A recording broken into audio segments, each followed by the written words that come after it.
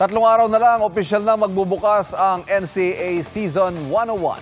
Bago yan, nagpasiklab sa kanilang pep rally ang Colegio de San Juan de Letran at University of Perpetual Health System Delta sa Las Piñas.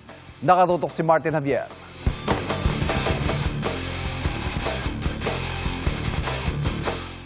Ilang tulog na lang magsisimula na ang panibagong season ng NCAA. Kasabay ng paghahanda, dalawa pang member schools ang nagdaos ng pep rally.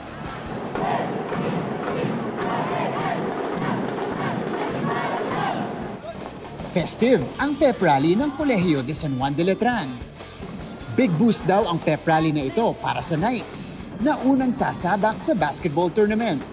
Sobrang support nila sa amin at iba yung expectation nila sa amin ngayong season. And dadalhin namin yun at magiging inspiration namin sa pagkamit ng aming pangarap. We expect them to still continue the Arriba spirit. Our teams are learning from these experiences, these successes. Yung 101 belongs to Letran. Sa gym naman ng University of Perpetual Health System Delta sa Las Piñas. Dumalo sa pep rally ang teams mula sa iba't ibang sport. Excited silang salubungin ang Season 101. Nakasabay rin ang pagdiriwang ng anniversary.